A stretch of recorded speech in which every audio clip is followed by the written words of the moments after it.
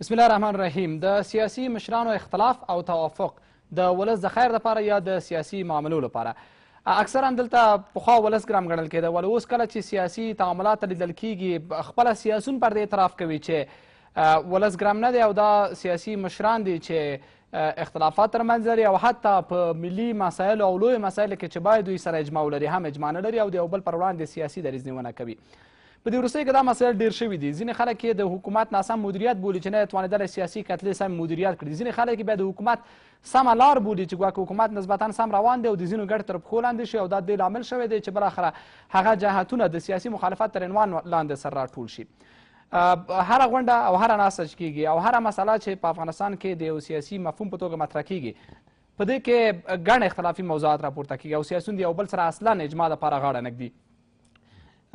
دغه حالات د ولس څخه هم لاره ورکه کړې او یو انحراف لوري ته یې بولی دی ولس. اوس هم ولس ډېر متیقنه نه دی چې دوی مشران دوی کوم لوري ته بی او بالاخره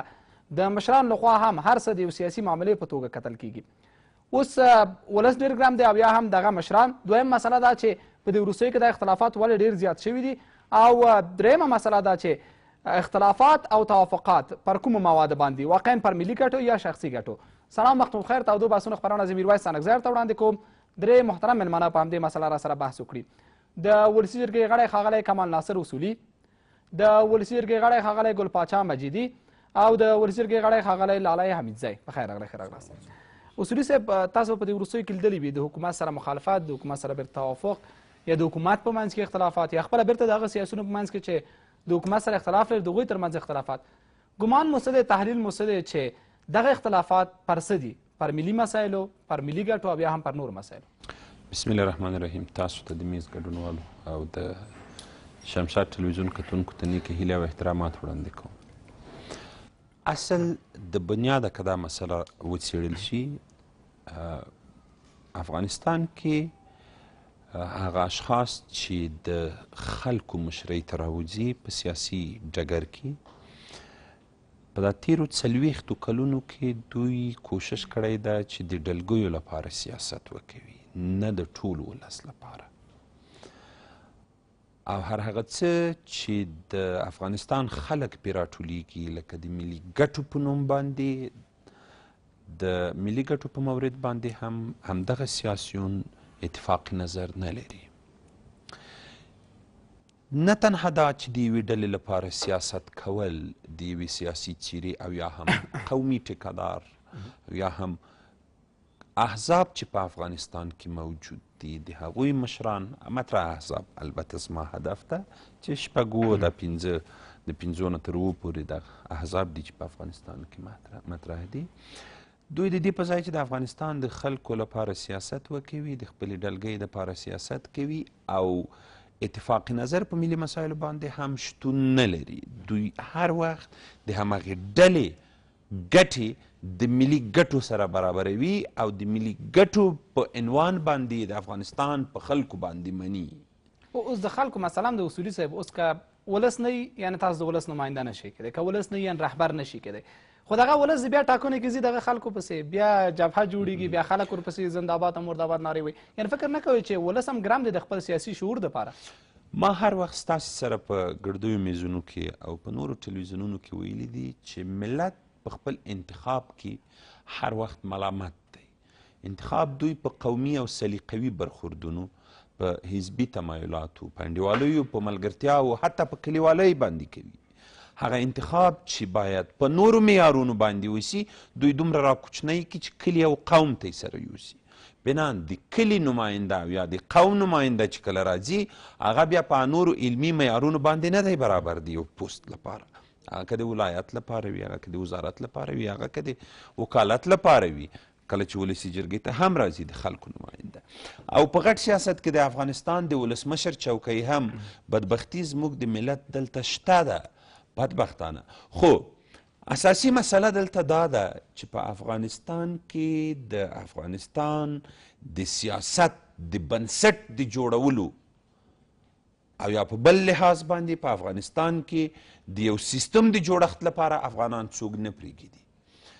اکثره خارجي ممالک په افغانستان کې لاسوهنې کوي، خپلې دلچسپۍ لري، او یا دا زموږ جغرافیوي موقعیت د افغانستان دغسې دی، او یا هم په رښتیا سره دغه دنیاوال چې دلته حضور لري او استخباراتي کار کوي، او یا همسایه ممالک د دوی د ګټو سره فعلا په افغانستان کې لکه څنګه چې ویل کیږي چې زموږ د نیابتي جګړې ډګر ګرځېدلی افغانستان تر یو حده پورې شاید همداسې وي. یعنی دا دوه دلیله کېدلی شي. بنان دغه د سیستم نه جوړښت تاثیرګذار دی په خلکو باندې. تاسې وګورئ کله چې سیاسیون سیاست کوي د یوې ډلګۍ لپاره، نو دا ډلګۍ حتما حمایت کوي. اوس بحث دا دی چې ولې حکومت بیا نو پر که حکومت واقعا غواړي بیا نو پر هغه اشخاصو چې واقعا د ولس له متن او بطن څخه راجګ شوي دی پر هغوی سرمایه ګذاري نه کېږي، هدف معنوي سرمایه ګذاري ده. تاسو ګورئ چې بیا هم کله چې امتیاز ورکول کېږي د یو چا د یو سم د غلي کولو لپاره هغه یو چا ته ورکول کېږي چې هغه ښه نوم نه لري. نو دا حکومت هم ګرم دی چې خلک لا پړسوي. بدبختي همدا ده چې په افغانستان کې د ښه انسان او د بد انسان توپیر ورک شوی ده. اکثره خلک دلته په ځان باندې مختلفو نومونو کمپلې راتاو کړي، څوک یې نوم نشي اخیستلی، وایي بیا سړی په دې باندې یا ګناهکار کیږي یا خدای نخواسته که دغه سیاسي حرکت زه وکړم زما په مقابل کې به اکثریت خلک ودرېږي. تاسې ولیدل پرون هم په د شهیدانو د ورځې لمانځ غونډه چې کومه وه،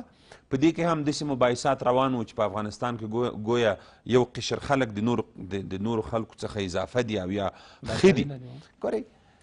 دا په خپله په ناپوهۍ دلالت کوي د هغه انسان چې دا خبره کوي. یو هغه مسایل چې قرآني مسایل دي، اسلامي مسایل دي، هغې ته لاس وروړل او بیا د خلکو ترمنځ د دوی توپیر په دغه جملو باندې زه فکر کوم دا د افغانستان د خلکو سره جفا ده او د افغانستان د خلکو ویشل دي. او همدا ډول دغه ستاسې سوال ته هم ګورئ زه راځمه، همدغه مشران د قومونو او یا ډلو ټپلو د خلکو د بطن نسعي ده چې دوی راځي او همدا خلک بیا هم ورپسې روانیږي، رایه هم ورکوي. خو د افغانستان خلک تږي دي دې ته چې په افغانستان کې څنګه کولی شي چې یو ملي محور په رښتینې ډول پیدا کړي. او زه فکر کوم همدا خلک چې نن ورځ ورته رایه ورکوي او یا ورسره لښکر جوړیږي، که دا ډول یوه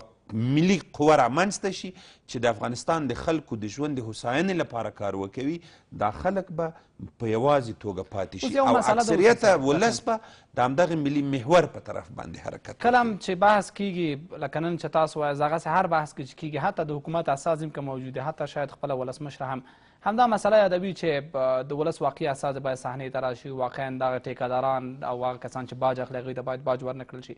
ولې هیچ عملا دا کار یعنی ونه کړی، یعنی ولې د یو چاته د یو ډلې او د یو سمت او حتی د یو قوم په نامه باندې امتیاز ورکړل شي، هماغه ولې یو واقعي استازي رښتینی استازي ته رشد نه ورکول کېږي؟ زه تاسې جواب ته پرې نه ښودلم. زه منم چې حکومت تر یو حده ګرم ده په باج ورکونه کې، خو حکومت دومره کمزوری ده چې د دوی په مقابل کې هر ځای کې چې جبهې خلاصیږي آخر حکومت هم مجبور سي دولت مردان او د افغانستان ولسمشر او د هغوی ټیم هم دې ته مجبوریږي چې حتی سیاسي باج ورکړي ځینو ډلو او ټپلو او اشخاصو ته.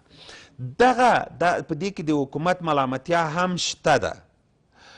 او تاسې وګورئ دغه دولت اوسنی او یا تیر د انتخاباتي سیستم چې په افغانستان کې روان ده، په داسې یو مملکت کې لکه افغانستان ډیر مشکله ده چې که دغه 50 کاله هم موږ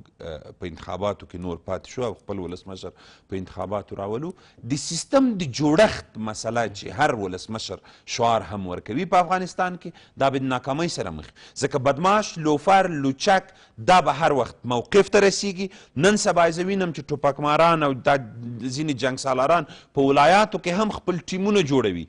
زه په لویه پکتیا کې وینم چې مثلا د نورو ولایتونو نه مداخلې روانې دي او سلا ورکول کېږي، کارتونه ورته ویشل کېږي، لوفران او د ویښتانو والا راځي او په ښار کې مسلح ګرځي.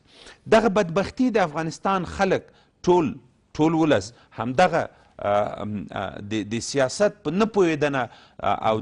د سیاست د سیستم د نه جوړښت له وجې او د دولت مردانو د کمزورۍ د وجې به د افغانستان خلک د بدبختۍ ډېره مننه سلامت اوسئ. مجیدي صاحب که ثبات د افغانستان د هویت مسله مطرح وي، که ثبات د نظام د ننګې مسله مطرح وي، که هر بل بحث مطرح وي ولو ډېر لوی اوسي ملي واوسي،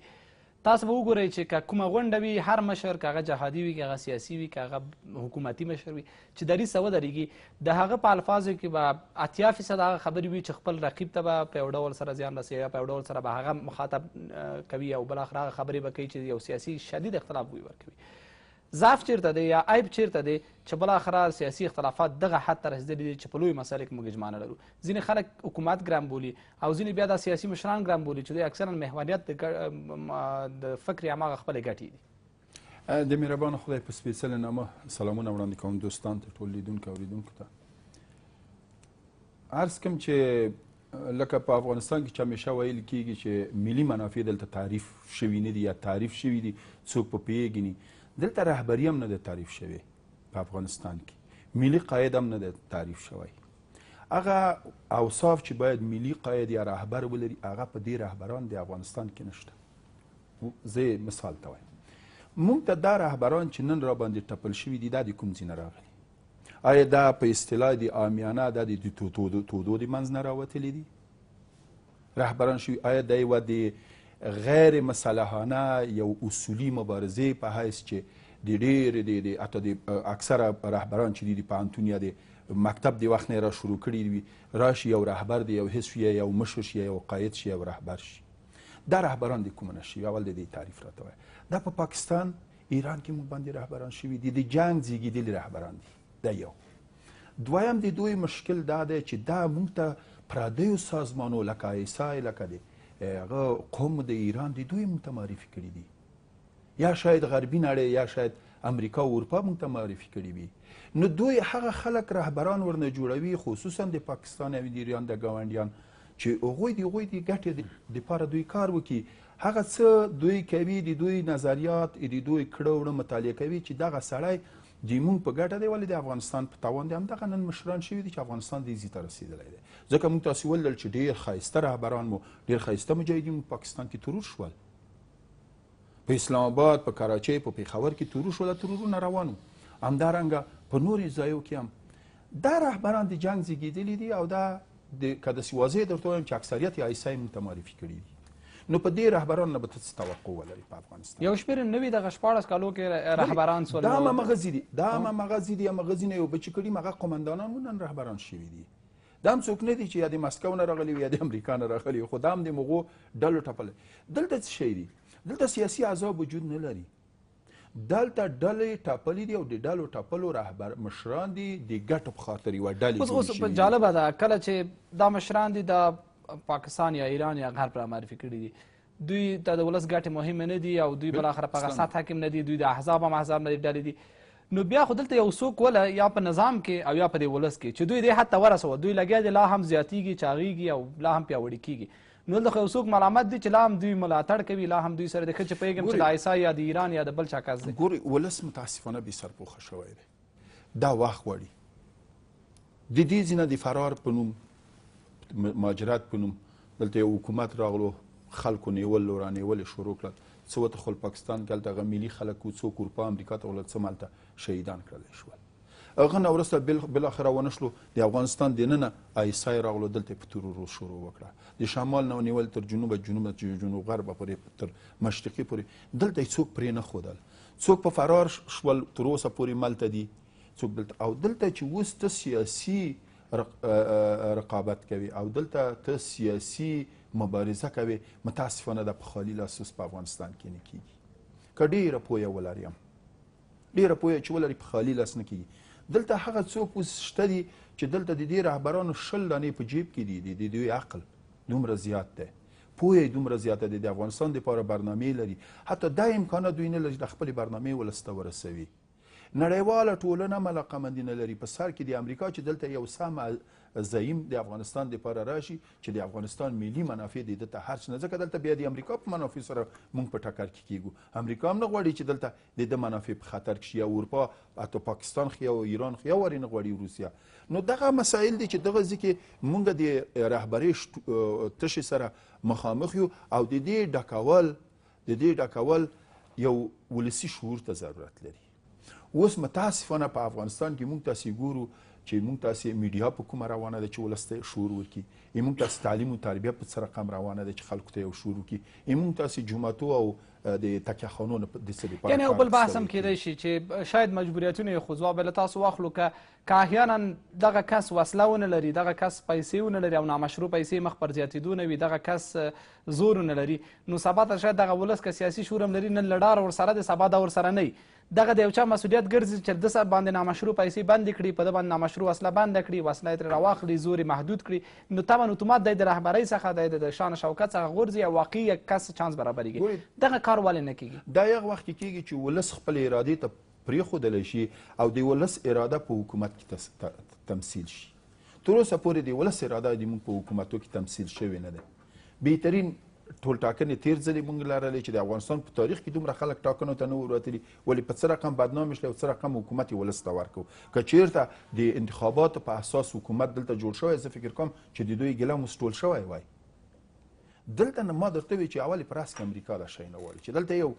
زعیم پیدا شي چې هغه د افغانستان ملي منافعونه دفاع وکړي شي او د افغانستان ملي منافع ورته تعریف وي صحیح او د دې لپاره کار وکړلی شي. بل مونږ په افغانستان کې داسې بل د ظرفیت جوړولو داسې یو ادرس بل مونږ نه لرو، ځکه دلته هر ظرفیت چې جوړیږي شاته د خارجیانو لاس د هغوی مرستې ورسره دي او دوی په دې باندې سرمایه ګذاري نه کوي. په افغانستان کې په دې باندې څوک سرمایه ګذاري، هر څوک اخته دي د ځان دپاره یې کوي، څوک د شیعیزم دپاره یې کوي، څوک د افراطیت دپاره یې کوي، څوک د سیکولر او دیموکراتیک، حتی څوک د پانتورکزم په نوم دلته کومکونه کوي او دلته رهبري را پیدا کوي یا دلته سرمایه گذاري کوي په نهادو باندې.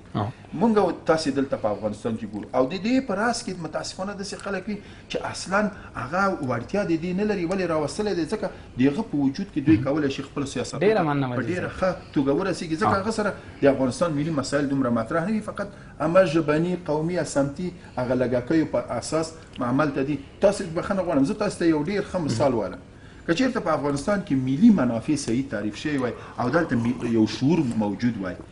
وزیر د خارجه د افغانستان د کابل په کانفرانس کې اشتراک کوي چې ملي کانفرانس دی، د بدخشان پورې هم اړه لري، هم په پکتیا پورې، هم په پښتون پورې، هم په هزاره پورې، هم په تاجک په ټول پورې. دی په داسې کانفرانس کې ملي کې وایي زه د حزب نه به اجازه واخلم او اوس هم وزیر خارجه هلته ناست دی. یعنې دې ته تاسو څه وایو؟ دې ته دا وایو چې دغه حکومتونه موږ باندې د خلکو د ارادې خلاف مونږ باندې تحمیل شوي دي او په دغه رقم ډېره مننه کور ودان. لالی صاحب یو سوال، مخالفین د صف معلوم دي دا د جګړه کوي، امانه هغوی نه نظام غواړي، دغه حالات مطلقا نه غواړي، مطلق بدلون غواړي. یو سیاسي مخالفتونه چې هغه ځان ته تعریف لري، اپوزیسیون ځان تعریف لري، هغه بیا په خپل ځان لپاره اصول لري او هر څه لپاره هغوی بدیل لري او په ځینو مسایلو کې توافق هم لري. ولنن موږ چې ګورو په دې دواړو تعریفو کې دغه ځینې مشران اصلا نه راځي. سیاسي مخالفت فقط څو ورځې لپاره یې پرته له دې چې بدلون راشي بیرته هغه په موافقت اوړي. یعنې پخوا یو کس حکومت سره مخالف و، نن ور سره موافق دی، حال دا چې هیڅ تغییر په حکومت کې نه دی راغلی چې دی د هغه دپاره مبارزه کړې، یا موافق اوس بیرته مخالف دی او هیڅ تغییر په حکومت کې بیا هم نه دی راغلی. پوښتنه دا ده چې اوس دا کومه ډله ده، دوی د څه دپاره کار کوي؟ خو یا سیاسي مخالفت اپوزیسیون چې ځان ته تعریف لري هغه هم نه دي، ځکه سبا ته بیرته ولسمشر سره کینی یا حکومت سره کینی، او یا وسلوال مخالفت هم نه کوي. نو دغه کسان که د خپلو ګټو دپاره مبارزه نه کوي نو بیا د څه دپاره دوی مبارزه کوي؟ بسم الله الرحمن الرحیم. تا ته وکیل صاحبانو ته، ستاسو د تلویزیون کارکوونکو لیدونکو د زړه د کومې احترامات او سلامونه وړاندې کوم. د هر څه د مخه د خدای پاک د افغانستان معلوم او نامعلوم شهیدان وبخښي، خدای دې په افغانستان کې یو پایدار رسول راولي. اصل کې دغه تعداد د بونس چپک شول سوی دی، د دې 14 کلنې حکومت چې تیر سوی دی، که موقت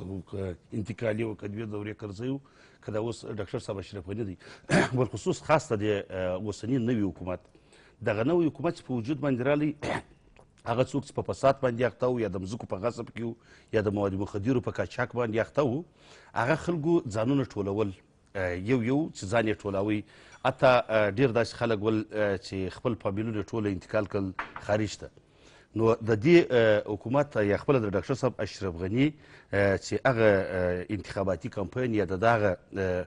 باس یا خبرې وې چې په ولایتو کې به خپل د جلسو پر وخت کولې، نو د ده دغه جدي دریځ څخه ډېر خلک وو چې ځانونه یې پر شا کړل. وروسته در وخت د تېرېدو سره یا د هغه حلقې چې دا در اوسه ساعته پورې حاکمه ده، د هغه حلقې په ځای نیولو سره خلکو دا جرات پیدا کړي. رښتیا هم که سړی ورته وګوري په افغانستان کې دغه ټوله مسایل پر ګټو باندې ولاړ دي، پر شخصي. یو هغه ملي مسله ده، اوس که ملي مسله باندې که بحث راواخلي، اوس په افغانستان کې اوس که د ډیورنډ مسله ده، د ټولو افغانانو بالخصوص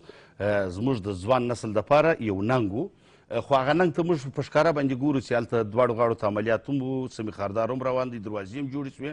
در اوسه ساعته پورې کوم دغسې بحث نه کېږي که په ملي ګټو کې دغه مسله راولو یا خپل اوس هغه خلک یا هغه رهبران یا هغه مشران چې دا اوس هم کله د حکومت باندې نقد او نیوکې لري او کله بیا د حکومت سره یو ځای، خو هغه داسې دي په دغه نقد او نیوکو یا په دغه بیرولو یا ډارولو باندې د حکومت څخه د خپلو خلکو دپاره امتیازات اخلي، چوکۍ ورکړي، بیا خپل خلک یې په حکومت کې بدبخته هغه خلک دي چې په حکومت کې د دوی د نمایندګۍ پر نامه باندې څوک یي خو د هغه په منطقو کې یا اور بلي یا د هغه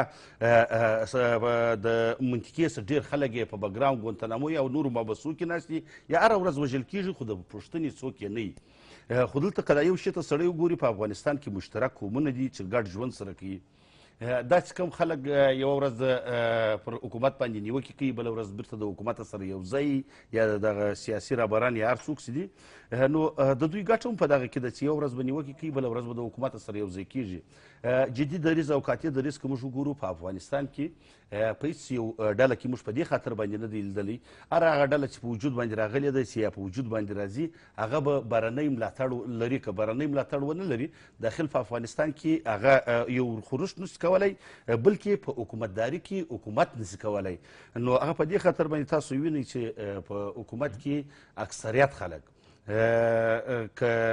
څه هم د حکومت څخه یا ایستل کېږي یا حکومت ته داخلیږي د خارجیانو یا په د ځینې ممالکو په پیشنهاد باندې، حتی داسې ډېر مسایل راغلي دي چې مملکتو ویلي چې موږ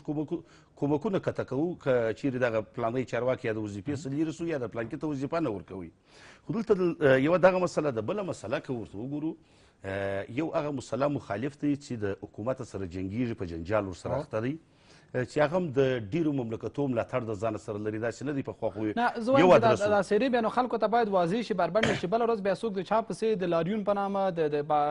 د اعتراض په نامه بیا نو راونځي سره یو ځای نه شي چې والا دا زموږ د حق دپاره یا د اصلاح دپاره مبارزه کوي. بیا نو هغسې چې تاسو ویلې هېڅ حرکت داسې نشته چې هغه د اصلاح وغواړي، ټولو لپاره ګټو دي. داسې دی د افغانستان خلک هم چاره نه لري، که دغه خلک ته وګورې دا هم د دې ولسونو د بطن سره اخیستل سوي دي، که ولسونه وګورې هم په قومونو پورې تړلي دي. دلته داسې ناخوالې راځي په یو ځای کې، یا که د ولسوالۍ مثال راوړې که د ولایت مثال راوړې، هلته که یو یا دوه قومه پراته هم وي، هلته یو څوک ورځي پر هغه باندې مسلط کېږي یا یو څوک وراستی هلته په وظیفه باندې ګمارل کېږي. هغه خپله دا قومونه دې ته اړ کړي چې د خپل هغه چا څخه دفاع وکړي چې هغه هېڅ په قانوني حساب یا په بل نور هغه مسایل چې باید هغه سره ملاتړ نه وی سوی، خو بیا هم خلک ملاتړ ځینې کوي. خو دلته د افغانستان سیاسونو یا د افغانستان هغه د 40 د 50 کالو په جریان کې چې بیا تر اوسه ساعته پورې روان دي، یا د مذهب یا د ژبې یا د قوم یا د حزب یا د تنظیم پر نامه باندې چې چوکیو موقفو ته رسېږي، خو دلته د ولسونو په نظم باندې دوی پوهېدلي دي چې ولس څنګه پارولی سو. یعنې تاسې په دې لوبه کې وایي یا د حکومت سره هم نږدې نه، سیاسون سره هم نږدې نه پاس شئ، معنا دا چې اکثر هغه قضایو چې تاسو د مخالفت او موافقت لیدلې هغه ټولې لپاره ګټه ولې. زه داسې درته وایم، ګوره زه داسې درته وایم د دغه اوسني حکومت سره په ملګرتیا کې چې دا ورته ویلي مې دي چې په هر هغه څوک چې په دې وطن کې ګوتڅنډنه کوي، د دغه ګوتڅنډنې والا د ګوتې په ماتېدو کې موږ د حکومت خپل ډاکټر صاحب ته ویلي چې موږ ملګرۍ در سره کوو، او کوم وخت کې چې د فاصله ورسره نیولې ده بیرته پر دغه امتیاز مې نیولی دی چې مور کوي هغه ډلو ته امتیاز مه دروئ خلک دونه پر پښو باندې چې بیرته سار ته ته خنډ شي. زموږ دغه خپله شخصا زما مشکل هم پر دې ورسره راغلی دي، که نیم په اوله ورځ باندې دغه همسیمپیان دي او نور دوستان مې هم هلته شته. د دې حکومت څخه دوه شیان ما نه دي غوښتي د ځان لپاره. په اوله ورځ مې هم ویل دي، په مطبوعاتو کې مې هم ویل دي، مخامخ مې ورته ویل یو پیسې نه در څخه غواړم، یو د ځان او د خپل فامیل دپاره چوکۍ نه در څخه غواړم، مګر یو شی در څخه غواړم، په افغانستان کې د غاصب، د قاتل، د ظالم او دغه زموږ ولسو په څټ کې چې راسپور دي د دغه خلکو څخه خلاصول در څخه غواړم. خو بدبختانه دې حکومت چې څونه د دوی خبرې وي یا دوی چې په کومه سترګه باندې موږ کتل چې دوی به همدغه ته فقط لنډه پوښتنه، پخوا به کرزي صاحب تور وویل چې هغه ډېر لا زیات چاق کړه دغه کسان زورواکي ټوپک مار او د جنګ سالاران. اوس بیا ځینې کسان داسې ویلي چې نه اوس تقریبا یو څه مبارزه شروع شوې د حکومت له ادرسه چې دا خلک محدود کړي، ولې تاسو برعکس وایاست چې نه دلته لا زیات امتیاز اوس هم ورکول کېږي؟ داسې دی د یو ورور د سره خولۍ راکړي د بل ورور پر سر یې وږدي، یا د یو د سره د یو پر یو امتیاز کته کوي او بل ته یې ورکوي. دا معنا نه لري چې څوک یې ضعیفه کوي څوک یې قوي کوي. خو زه وایم دلته داسې خلک سره داسې دی، دلته خو د اسلام پر نامه، د مذهب او د حزب او د تنظیم پر نامه خو دغه مسایل په د افغانستان کې دي. اوس که دلته یو طبقه ته راولاړ شو. اوس که مثال موږ خو د ژر خریلې چې پیسې زموږ تنظیم پورې ماړه نه لرو، په دغه ډلو ټپلو کې هم نه یي. اوس ډېر خلک د دې څه دوام خوله چاته چې کوي دا ته وایي ولا مجاهد د ستې د جنت و د دوژخ مور په لاس کې دی، جنت دوژخ ته دي استي. زه څه وایم؟ هر هغه غله ته چې څوک په مجاهد باندې وایي هغه خاین دی، او هر هغه غله ته چې څوک په مجاهد باندې وایي او هر مجاهد ته چې څوک په غله باندې وایي.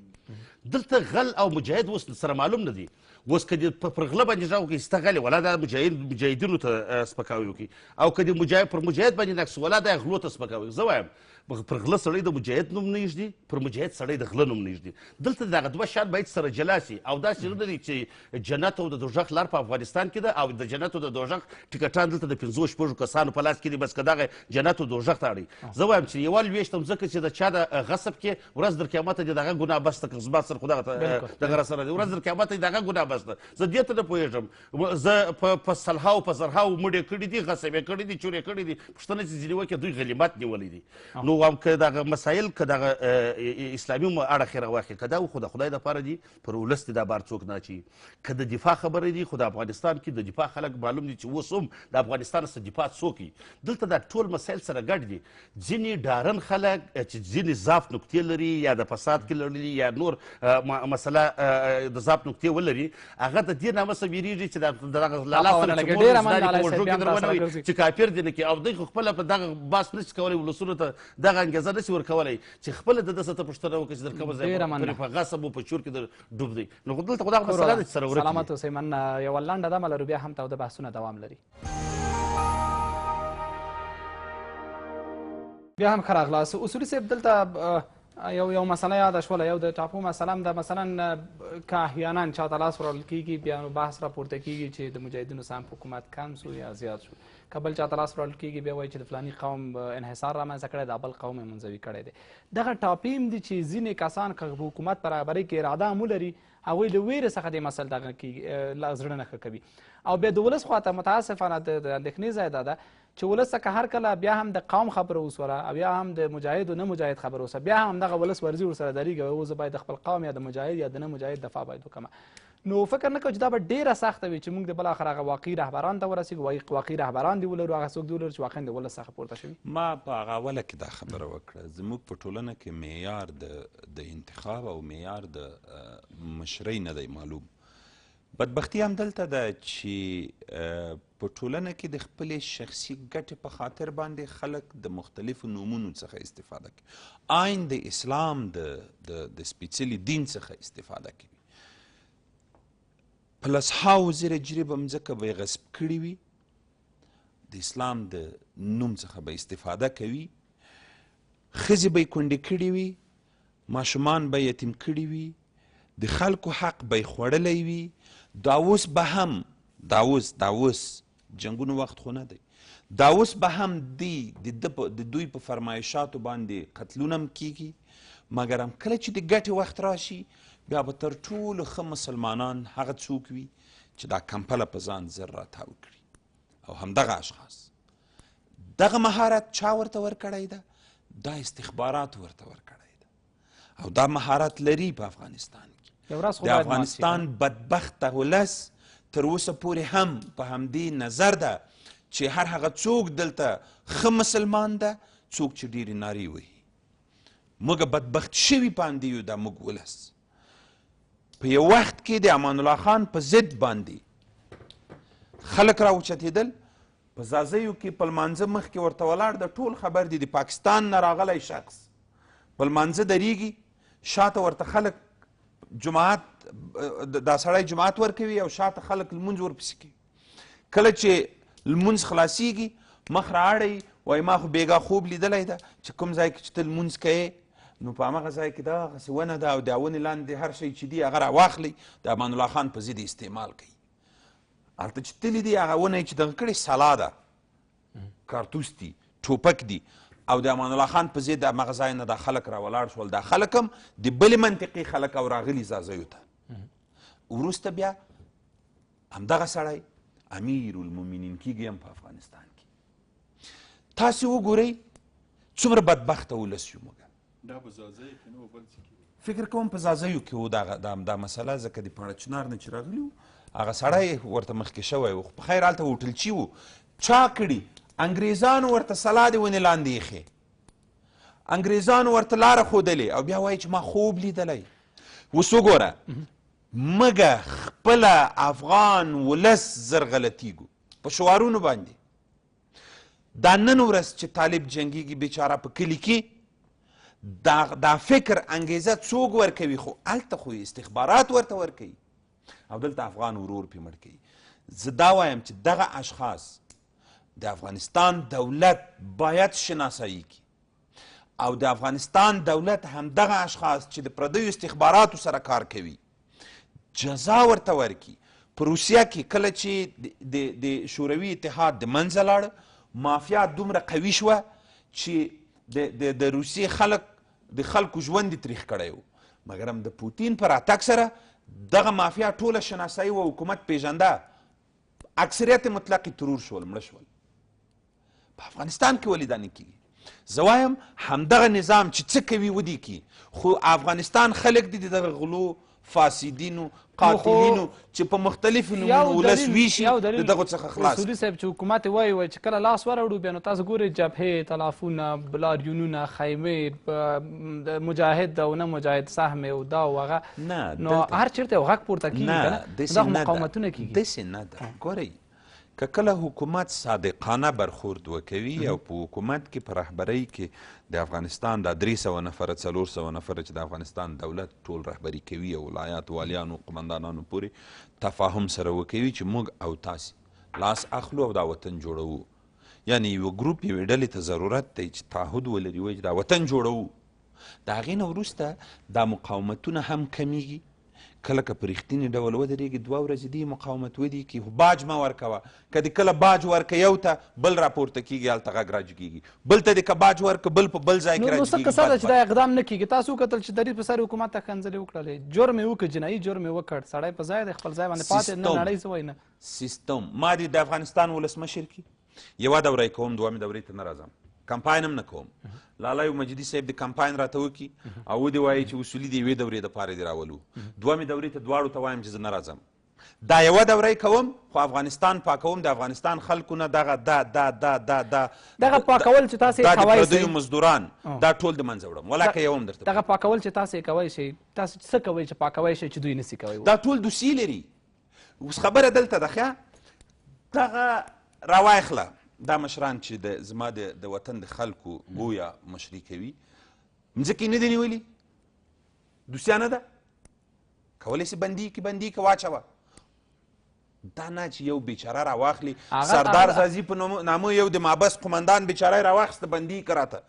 راسه رئیس صاحب جمهور پرېږده ته سردار زازی بیچاره هغې څه شی کړي دي، خو یو د یوې ورځې تیل به یې غلا کړي. خدای ته ګوره دا خلک چې قاتلین دي دغه راونیسه دغه یې که دا خلک چې د افغانستان د خلکو حکومت کې وزیر لري، دا اوس وزیران لري، قمندانان لري. ولسمشر خو نه ده، د افغانستان ولسمشر په قاطعیت سره کولی شي چې دغه ټول پاک کړي دا ردیفونه. ودې درېږي نو چې دی نه درېږي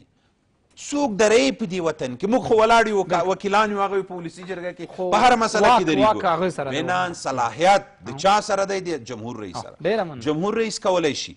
چې په جزا د ټولو اعمالو دغه اشخاص ورسوي، څوک چې په افغانستان کې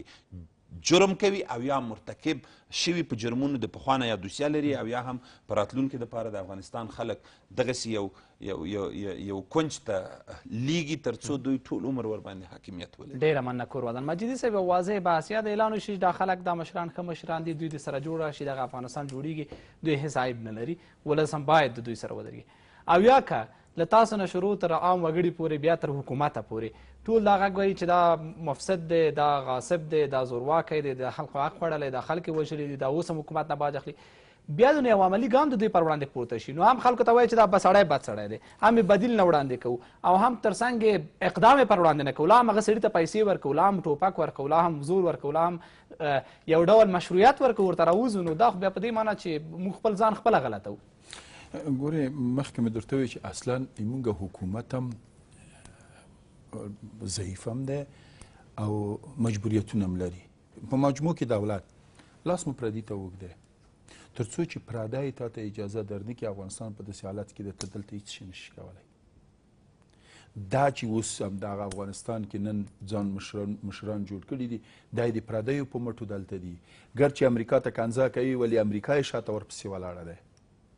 ګر چې د غرب په ضد دي د ډیموکراسۍ په ضد دي د سیکولریزم په ضد دي همغه سیکولران همغه ډیموکراتان دوی حمایه کوي که چېرته د دوی حمایه تر شا نه مشکل حل دی دلته خودجوش حرکتونه راځي منځته هیڅ مشکل نشته ولې څوک یې ځپي ول زه خو باید نړۍ سره واضح ډیالوګ وکړم نو چې نړۍ نن په افغانستان کې قوي ما مخ اول درته وې دې باندې ټول په دې بحث په دې باندې متفق یو چې په افغانستان کې قوي حکومت اول په راس کې امریکا نه غواړي بیا ایران نه غواړي بیا روسیه نه غواړي بیا پاکستان نه غواړي بیا هند نه غواړي بیا اروپا نه غواړي دلته قوي حکومت څوک نه غواړي قوي حکومت مردمي حکومت په خپلو پښو ولاړ حکومت کوو د دوی ګټې دلته په خطر کې دي هغه دوی چې ګټې لري چاره دا ده چې د افغانستان ولس باید ورو ورو د قدمونه کېږي دلته یو دم یو انقلاب نشي راتللی دلته د انقلاب دپاره شرایط نشته د دې انقلاب دپاره وسایل موږ نه لرو دغه وسایل دغه شرایط چې جوړیږي دا بې وخت سره کیږي وخت په څه رقم کیږي یا به داسې کوي چې د نړۍ د خصوصا هغه څوک چې په افغانستان کې ډیر انوال دی په سیاسي نظامي په اقتصادي په ټولو برخو کې هغوی سره به مترادف حرکت کوي مثال امریکا یا به ورو ورو یوځي ته ځان رسوي څو وکولی شي یو ځان ځای ته پیدا کړي د لاندې نه ځان را جوړ کړي ولس شاته ورسې ودروي دا اوږد مزل غواړي په یو دم انقلاب دلته راوستل خطرات پیښوي حتی خپله فزیکي خطرات مشرانو ته جوړیږي دې نه ټول پوه دي موږ داسې مشران لرو هم د اوس د خپلې چاردیوالۍ نه نشي راوتلی داسې لرو ځکه همدومره قید کړي عمل ته وایي ښې د دې نظام تر څنګ عمل ته ښې نه یې د باندې نه پرېښولي نه یې سیاسي ګټه یا نیم ځای کله کومې خیمې نه یا د کوم ځینی کچې ته کوم غږ راووځي نوره دغه غږ هم په بند کړی دا ستونزه په افغانستان کې شته د افغانستان ولس ناچاره ده چې دغه ناخوالي ده داسې ده دا د پردیو استخبارات موږ باندې تحمیل کړي دا په یوه ورځ کې ته نشي ورکولی دلته 40 کاله د دغه رقم نظام جوړول د دغه رقم سیاسي رهبرانو د ټاپلو دپاره آیسای تا کې کار کړی دی نو ته په یوه ورځ ختمولی شي تاسو ټول وایاست لکه اصولي سره چویلی چې ولس ته د منلو نه دي دوسیې لري یعنې هغه سیاسي هغه احتمالي او هغه تهمتونه او دا مسایل خو پرېږده واضح او جنایي جرم یې کړی دی واضح نور قضیې لري داسې قضیې لري چې په هغې باندې واضح د جزا قانون او احکام لري نو کله چې دا هر څه شته د اقدام دپاره فکر نه کوه لکه اصولي صاحب چویلی دا جرأت غواړي وایي کوي دا هېڅ قسم نشه هېڅ هم نه کېږي جرأت دلته ګوري جرأت دلته یو څه غواړي چې تاسو څنګه وي تاسو وګورئ اکثره دا چې دي په نظامي برخه کې منسلط دي ولایتونه یې په لاس کې دي مکمل هر څه یې په لاس کې دي د دوی په ضد خارجیان هم هسې اقدام نشي کولی چې باید وکړي نشي کولی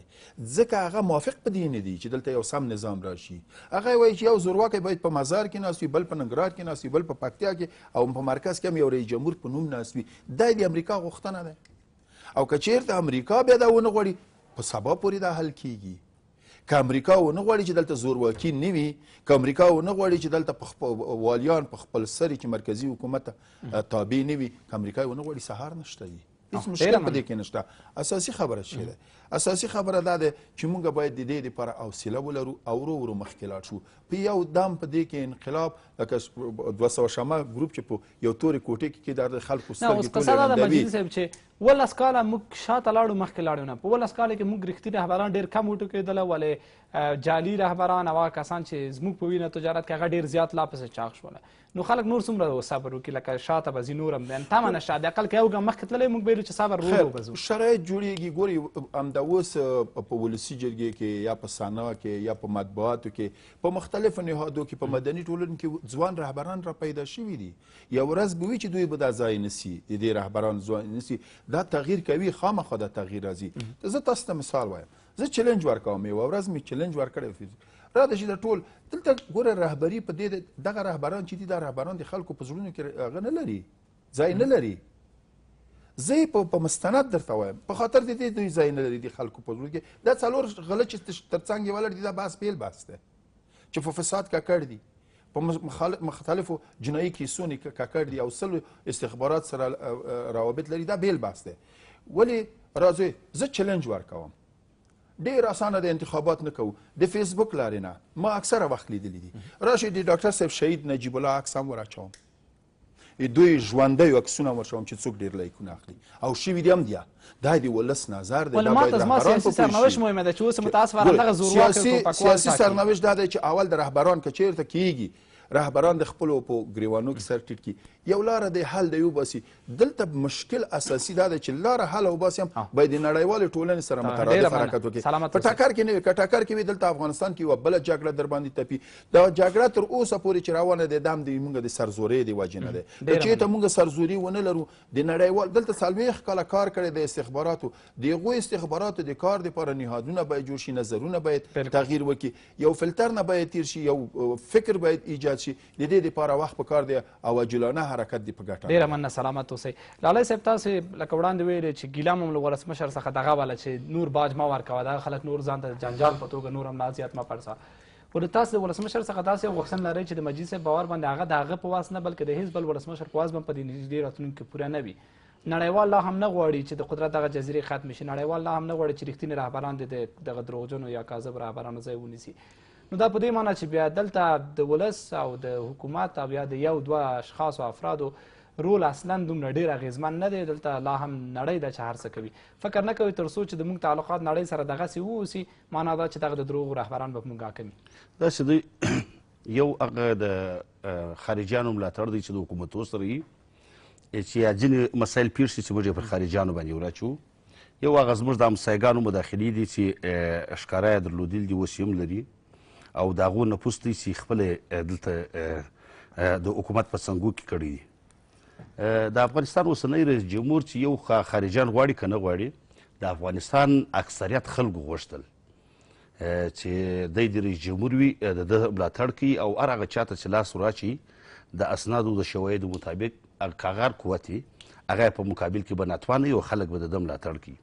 دلته یو نوع سلکوي برخورد پیدا سو په دې حکومت کې ځینې افرادو اشخاصو د رئیس جمهور د نامه څخه په استفاده باندې غوښتل چې خپل عارفان حزبي و تنظیمي خو افغانستان د دې وطن دی عارفان وټکي حزبي و تنظیمي حتی پیشنهادونه په دغه اوس کې چې موږ ورته ګورو پیشنهادونه لري باید پلانکی لري شي پلانرځی باندې پلانکی راسي یعنې خپل فرمایشونه لري داسې رئیس جمهور د فرمایشو ته په ډېرو مرحلو کې غوږ نه دی نیولی دا په ده پورې اړه لري خو در کومه ځای پورې چې موږ معلومات لرو یا در کومه ځای پورې چې موږ رئیس جمهور پیژنو دی بیچاره اوس په دې خطر باندې اوس ناتوانه سو چې ولسونو په دغه باندې فاصلې ورسره پیدا کړي چې هغه شان چې ولسونو غوښتل هغه کارونه چې ولسونو غوښتل هغه ونه سول بلکې برعکس وسول یا ځینې سفرونه چې دوی ولایتو ته درلودل په ولایتو کې د خلکو د دوی څه هغه چې کومه امیدواري وه چې دوی به راسي په دغه وضعیت کې به بدلون راولي چې هر په هر ولایت کې خلک در پسې پورې رسېدلي دي نو هغه ونه سول د دې پر ځای برعکس چې نیسي کوئ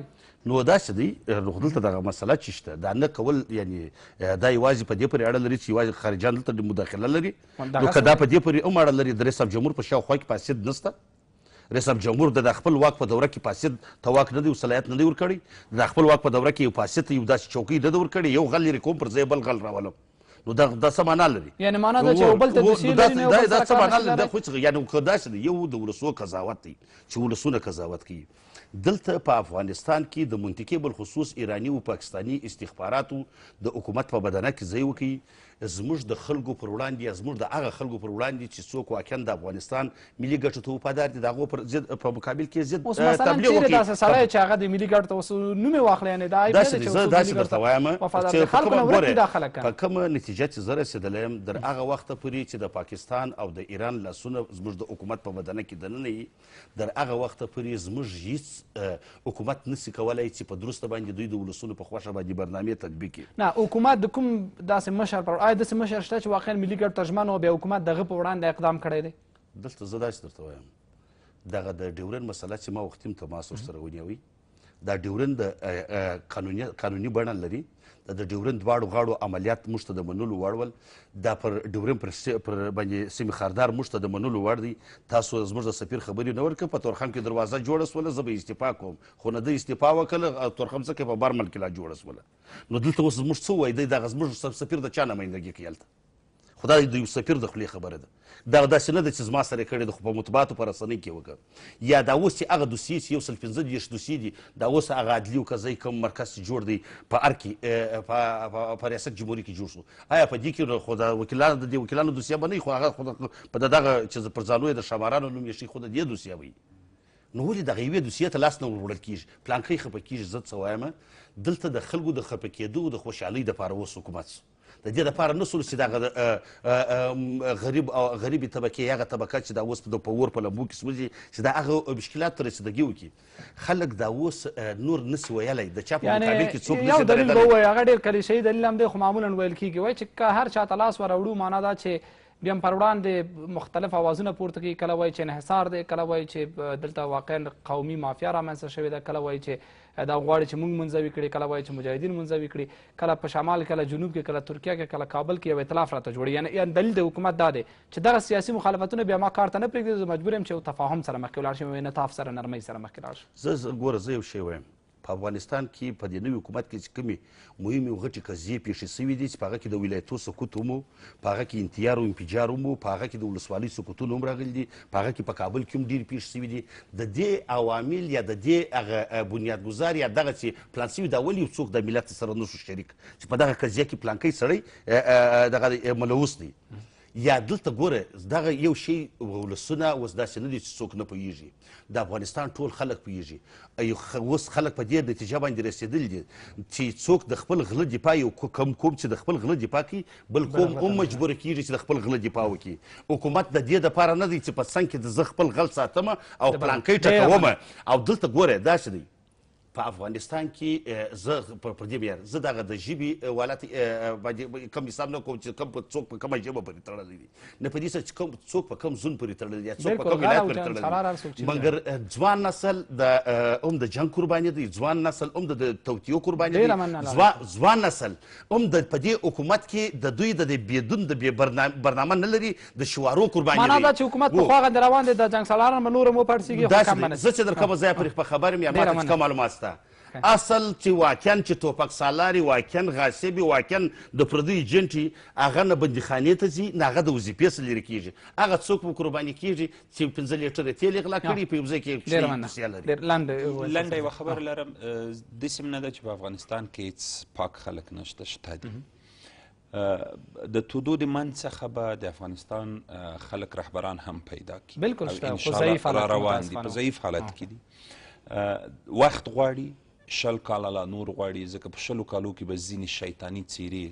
د الله پاک به څوک زر اخلي خو اکثره شیطاني څیرې به په 10 کالو کې واخلي د افغانستان نه د هغې نه وروسته به دا ځوانان راشي د افغانستان واګې به لاس کې واخلي او انشاءالله چې د افغانستان په ټولو قومونو کې بیدار ځوانان شته چې دا وطن هم ورته ګران دی ملي ګټې هم ورته مهمې دي بیا موږ په هغه وخت کې هم په سیستم باندې کار کوو انشاءالله په ګډه د افغانانو سره خو اوس فعلا په فعلي حالت کې د رئیس جمهور قاطعیت مهم دی د نظام نه موږ ملاتړ کوو کلک ورسره ولاړ یو خو قاطعیت باید ولري که قاطعیت ونه لري ټول ملګري د لاسه ورکوي ډېره مننه سلامت صدري واړه مېلمنو څخه مننه کوم د بحث موضوع مو د افغانستان د سیاسي مشرانو ترمنځ شدید اختلافات او دا چې حتی په لوی ملي مسایلو کې هم اجماع د نظر نه لري او بل دا چې هره ورځ دوی اختلاف او توافق یو بل ته اوړي یعنې معنا دا چې بالاخره داسې کوم مواد دي چې دوی پرې اختلاف کوي